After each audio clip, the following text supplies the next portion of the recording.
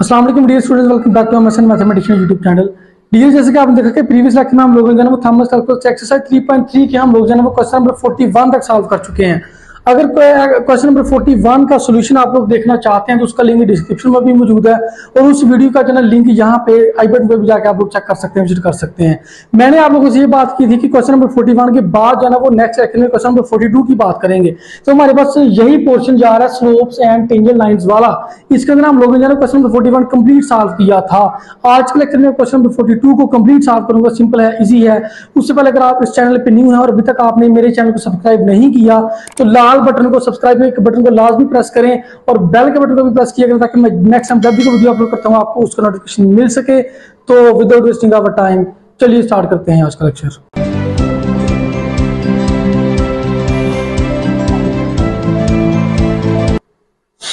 तो देखिए जी, सबसे पहले बात करते हैं क्वेश्चन नंबर 42 में कहता है जी ए पार्ट की अगर बात करें हॉरिजॉन्टल टेंजेंट लाइंस तो y इज इक्वल टू उसने आपको कर्व दी हुई है x की पावर 3 माइनस 3x माइनस 2 यहाँ पे उसने दिया हुआ है।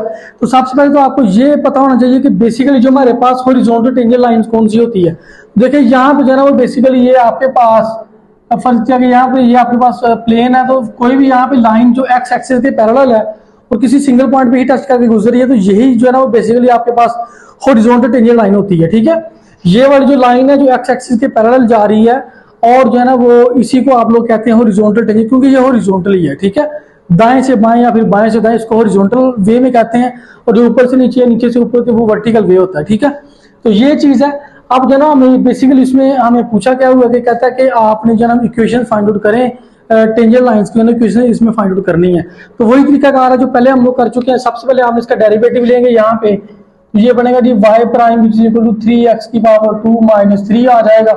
तो ये जो है ना वो आपके पास क्या आ गई, बेसिकली इसको आप लोग स्लोप कहते हैं। ठीक है, m कह देते हैं। अब क्योंकि हमने जो है ना वो हॉरिजॉन्टल यहाँ पे हॉरिजॉन्टल टेंजेंट लाइन की बात कर रहे हैं तो यहाँ पे जो है ना वो स्लोप आप इसको 0 के इक्वल रखते हैं। तो स्लोप जो भी आपके पास यहाँ पे है इसको आप लोग 0 के इक्वल रखेंगे। तो 3x की पावर 2 माइनस 3 इसको 0 के इक्वल m 0 रखेंगे। तो ये 3x की power 2 minus 3 which equal to 0 आ चुका।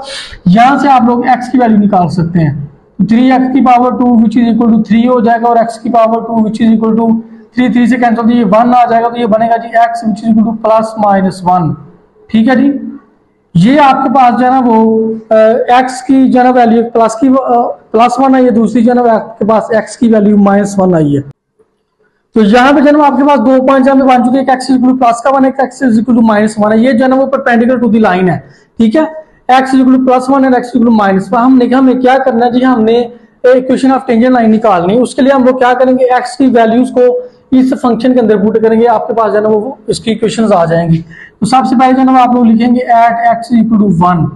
तो 1 जो है ना वो इसमें अंदर पुट करेंगे तो ये क्या आएगा जी, y which is equal to 1 का cube minus 3 into 1 minus 2, y which is equal to 1 minus 3 minus 2।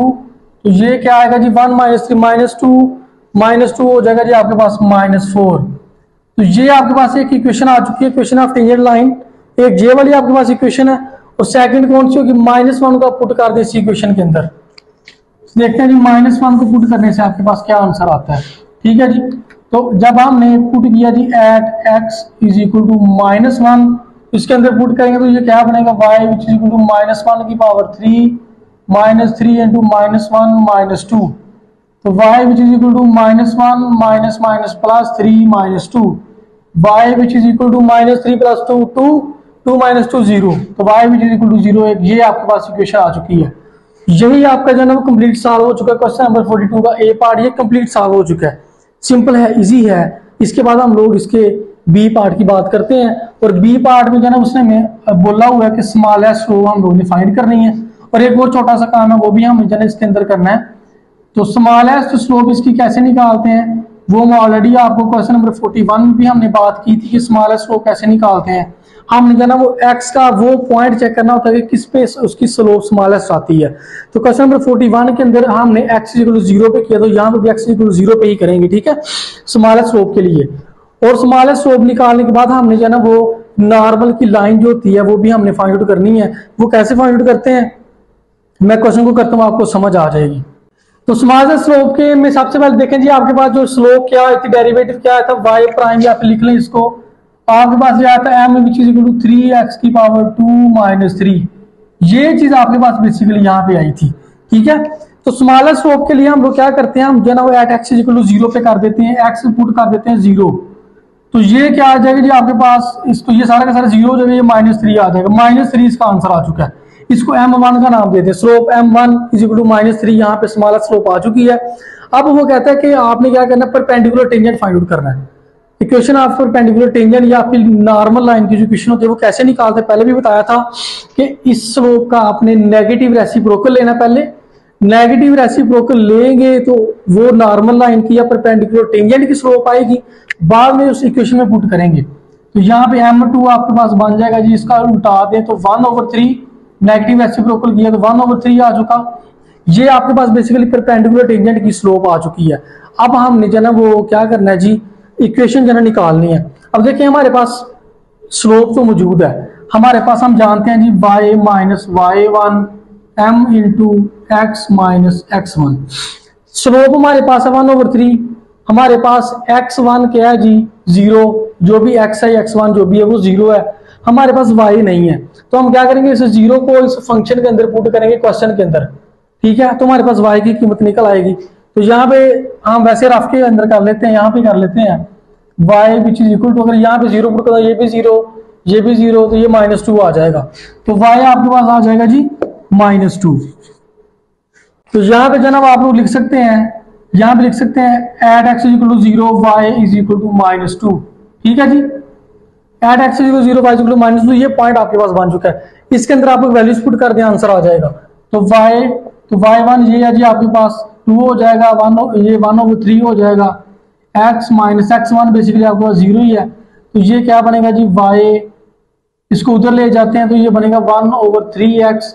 ये तो आपके पास 0 है, इसको छोड़ दें तो इसको उधर लेके जाएंगे, बन जाएगा जी -2। तो यही जो है ना आपके पास फाइनल आंसर है जी क्वेश्चन नंबर 42 का जो बी पार्ट था स्मॉलेस्ट स्लोप वाला।